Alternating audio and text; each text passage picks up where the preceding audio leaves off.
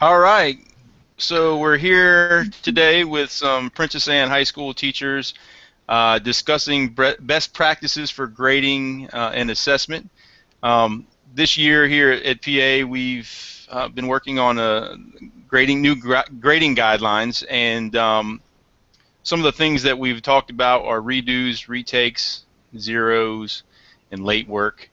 And so today with me, I have a panel of teachers.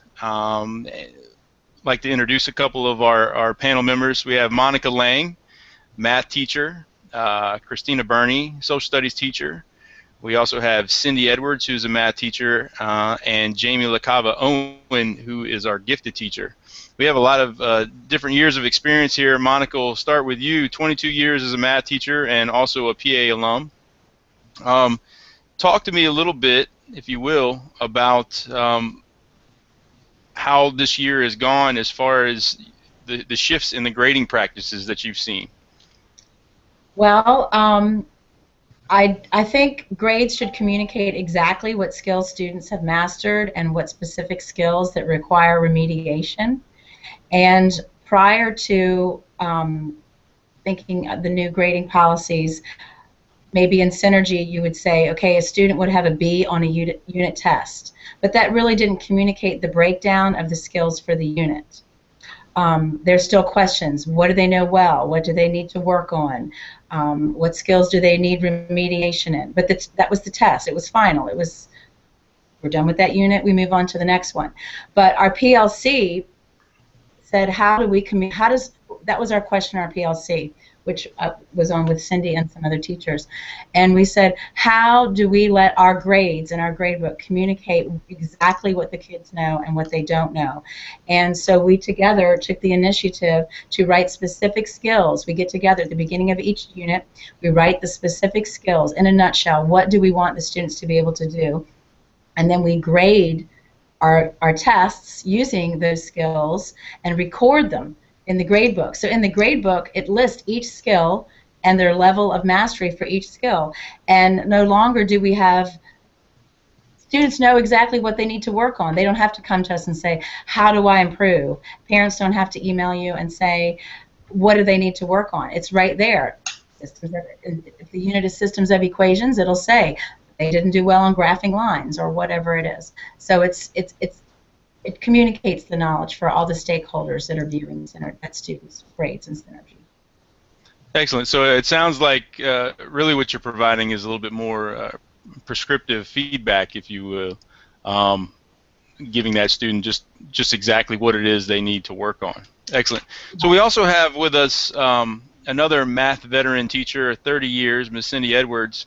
Talk to me a little bit about one of the biggest challenges maybe you faced this past year as a result of new grading practices.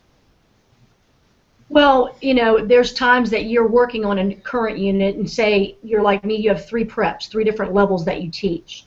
So you're not only doing the lessons for those levels at the current time that you're at, but then you have also students who are trying to remediate and retake things that they failed.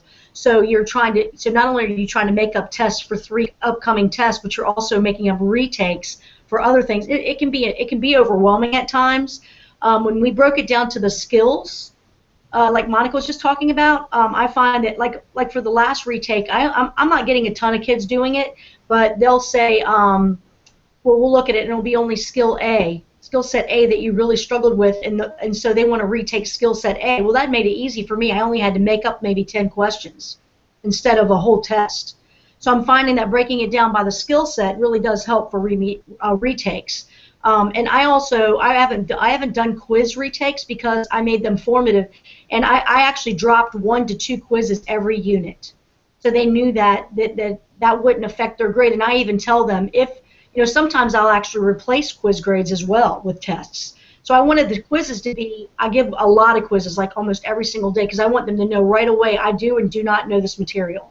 And then that'll give them a chance to come for tutoring. So that's why I don't have as many retakes, because I do so much formative assessment, so many assessments before a test, that they usually know whether they're ready or not before they take their test instead of after the fact. And I also have a strong homework policy too. So for me, it's just finding a balance of making these things work.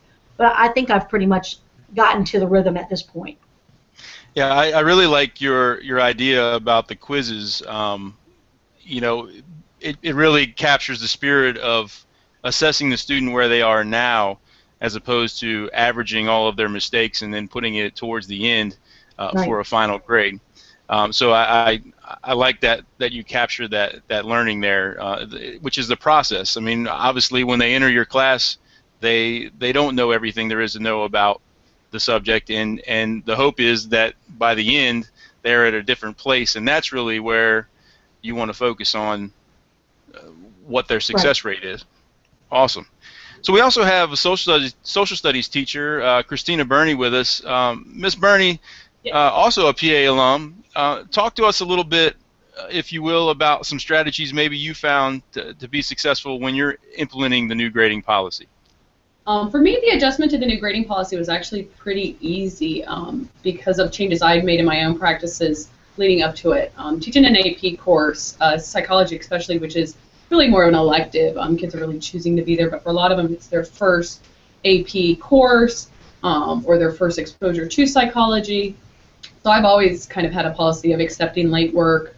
You know, we did test corrections before. We still do test corrections. So those kinds of things were pretty easy to implement. Where my changes occurred was in how I graded it. It used to be, you know, test corrections say get half credit back. Now I actually give them full credit because, you know, following that idea of it's actually demonstrating what they now know. So for me, you know, the challenges were more in trying to motivate those to take advantage of the opportunities provided, because not everyone did. The best part, you know, was the kids coming to me and just so thankful to have the chance to, you know, either do a re-quiz or, you know, get to submit those test corrections where they could see how, you know, what a huge impact it had on their grade. You know, moving forward, I have a lot of plans of different things I want to try for next year, and I haven't fleshed out all the ideas yet, but one of the things I'm looking at is doing 2 categories for the grade book, formative and summative, and just having their full grade be that summative assessment piece, but putting in grades in that formative category so they can see that progress, but that it's not that averaging. And what I'm trying to think of now are ways of using the grade book, actually, because I feel like it limits us in so many ways, but where I could convey messages like, you know, if the assignment was out of 15 points and they got a 15 and it was their first attempt, do a 15.1. And if they need a second attempt, then it's like a 0.2. And so I'm trying to think of like other things that we can use in the grade book. You know, some of the different letters that are an option, what could I convey with that? So again, they're getting more information back. And I definitely, like, one of the things I want to work on too is like providing more feedback, not just in the grade form. And I'm hoping by removing the grade component from those formative assignments, kids will be more, you know, intrinsically motivated to actually do them because they're realizing it's not just for a grade. Just slapping something down on the piece of paper to get your A isn't worth anything. You know, if you're going to do it right so you can actually gain from it. Awesome, and I know that you've explored Google Classroom a little bit, and thinking about how you can provide some feedback there. It'll be interesting to see that journey that you take and see if that helps you with maybe providing some of that feedback. So I look forward to hearing about some of those successes that you have. So we also have another support teacher with us who is very helpful. She seems like she's always booked with everyone using her services, which is a great thing. Our gifted resource teacher, Jamie LaCava Owen, and obviously you don't necessarily have a class where you're giving grades, or you do see some gifted students and have some of those side parts. But how have you been used maybe to help with this new grading guidelines, or maybe are there some things that you could provide as a service of support to teachers who are looking for that in the coming years as we try to hone in and refocus this grading guideline situation? I think it's just been really helpful for me when I am working with teachers, especially some of them who don't really buy into the whole the new grading policy. It's helpful for me to be a resource because I can just explain to them the difference between the kind of old school way, which we've all gone through. I went through that at the beginning of my career, to now this new way of looking at it. That's always been really helpful for me, just to be a resource to explain a little bit. And I have a good opportunity of going in to see some really great things that the teachers are doing We're shifting now towards doing things like problem-based assessments and things of that nature that make it a little bit easier for teachers to grade and allow them to have some freedom with the new grading policy. We're working now with English teachers to try to find new ways of making the essays a little bit less cumbersome, because they found that it's a little cumbersome when they have to try to regrade those assignments. So we're trying to find new innovative ways of meeting the needs of all the students, but also making it a little bit easier workload for the teachers. Awesome, and really that's a lot of the purpose of what we're doing here, is trying to get the word out to teachers that have been successful with some of these things, because it is challenging to address some of these situations, and not everything that we think is going to work does. And so if we can all put our ideas together and kind of collaborate about it, the hope is that we can come away with some situations. I wanted to close with a challenging question that we've met with from a lot of different teachers about motivating those students to get work in on time, to study for tests before the day of the test, knowing that they're going to have an opportunity to retake it or to turn in an assignment late. Have any of you had any issues with this in your classroom, and maybe some successes or some strategies you've used to try to address this? Well, I'll just start by saying, like, I gave an ultimate deadline. My AP students are testing today, and I told them, you know, in the weeks leading up to it, that today was going to be the deadline for any of that late missing work, because after this point, you know, they're taking their AP test, and so I really wanted them to get it in before they sat for that assessment. So, you know, it's okay to have a deadline. I think at a certain point, you know, they have to respect that. Other times, you know, it does get frustrating, and the quality of work may suffer, and that's where I'm hoping that by taking away that extrinsic motivator of the grade on all those assignments and focusing more, instead of just putting that letter on it, but like providing quality feedback, it'll cause a shift in their brains. We'll have to see how that fleshes out at the beginning of next school year. You know, I'm anticipating the first 9 weeks especially may be a little bit rough, because they're not used to it, and they're going to be like, oh, it's not graded, so I'm just not going to do it. And so trying to follow up on that and kind of, you know, motivate them and, you know, remind the parents, hey, you know, if they're not doing any of their work along the way, what are the likelihoods of being successful on that test? Very slim. So like I said, I'm hoping that by kind of approaching it that way, they're seeing more of the value in the assignments. You know, I think that's important as a baseline, that they understand that, you know, you're not doing it for me. You're not doing it for the grade. You're doing it to hopefully, you know, increase your own knowledge and your skills. And so hopefully with that, that might help. Like I said, I mean, it remains to be seen. I know, especially, you know, with some of the IB kids, they were horrible because they would just get so overworked. And so it was, you know, a lot of times that last minute thing. But like I said, for myself, ultimately it comes down to that AP test. So as long as I get it by then, I'm kind of okay, you know, and that's just something I've accepted. Awesome. Anything from the math side? I need to run because I've got to relieve a teacher right now at 12:26, but I'll throw in really fast. My homework, if their test grade is better than their homework grade, I replace the homework grade with their test grade. Some students are really, really slack, but they're extremely intelligent. And so I've noticed my grades have changed since I didn't count homework to be as it is, but allowed them to replace their tests. Now, kids that are weak and don't do their homework and then they fail their test too, they still have an E because their replacement is an E on top of a 0. But then they realize, well, if you practice your homework, you'll make a better grade, and they do see that. So they're learning by trial and error, a lot of them. Some of them still are knuckleheads and they're not doing any work, and they still ace the test. But if it's not a homework grade and it's a classwork grade, or if it's a project and they have a 0, it's unacceptable to me, and I'm running down all these kids, making them make up these zeros. And I told them, I'm not having any zeros in my grade book, period. Get busy. And so I'll put them in detention, academic development, or whatever. I've been doing that for the last 3 weeks because I have about 6 or 7 kids with still zeros in the grade book. So I told them, I'm not going to be a teacher with zeros in their grade book, so you need to step it up. So I don't allow them to have any zeros. On homework, Awesome. It's okay because the test will replace it, but for other things, it's not acceptable. That's my last. I'm out. Bye. So, Thank you, Ms. Edwards. See ya.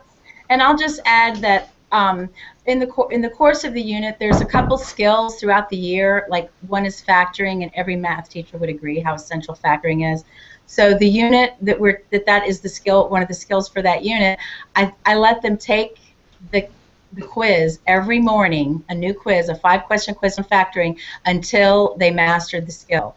They could just show up in the morning. Some of them took it 7 times before, but they kept at it and they kept at it and they kept working at it, and some of them were so excited when they finally got it. So I have focused quizzes that I do grade, have given them multiple opportunities to keep learning and keep learning. And I feel like I've had feedback from kids that they really are embracing their struggles, embracing their learning. I've had kids ask me, can you tell us what those skills are right up front? And I've done that first. I tell them at the beginning of the unit what the skills are. They knew them before, but they like seeing them typed in the grade book, so it just communicates them a little bit better to them, so they know up front. But I think it is just essential that not everybody learns at the same pace, and we keep telling them that. But then by having every unit test or every quiz be so, that's it. We're not saying that we respect and honor that some people take a little bit longer to learn things on their own, and that they learn at a different pace. So I think by letting them retake certain assignments, not every assignment, but certain assignments, it's very helpful. And I do have a deadline too. If it's a unit test that they can retake, it's a certain day that they have to come after school. They have to take that test. But then what I've done at the end of the year, I've given them all a back-in-time ticket, and they're allowed to pick one test if they would like to go back in time and retake that to show me that they have finally grown. It might be from 4 units ago. And they're like, I know this stuff now. I finally know how to solve a quadratic equation. It was 4 units ago, but I really got it. So they have one day to come back and go back in time and retake a test. And they're really pretty excited about that, because they're glad to show what they know. And I told them, the only grade that's really the summative grade in this class is the last grade when you walk out the door. And I really do believe in that now. Awesome. The only thing I would like to add, because I think what Monica was saying is so spot on with the grades, and that, really until the end of the year. And my only frustration with the current system on the technology side is that I feel bad because anytime I go back and change a quarter grade, that creates more work for the data tech. And I think it's unfortunate that we have 2 different systems, from a department or not a department, but a division standpoint. I'd like to see that be addressed, because especially if this is going to get spread throughout the division, which hopefully it will, because I think, like you said, like they get excited and you're finally able to like speak with them and make them realize that it's learning for their sake. It's not just for somebody else. Our technology would support that. Because it does make it hard when, like I've got 100 students and I accept late test corrections because I know some of them need more time. If you miss 50 questions on the test, I'd rather you take your time and think through them all than just, slap something down in time for the grade book. That I then have to, email her for each and every individual one that she has to then go manually make that change. Would be my only kind of side complaint, or something that they need to look at as we move forward. Excellent. There's great points brought up today. I look forward to those points being collaborated with other teachers, and as we continue to work through this, the spirit of helping each other figure out things that work for students.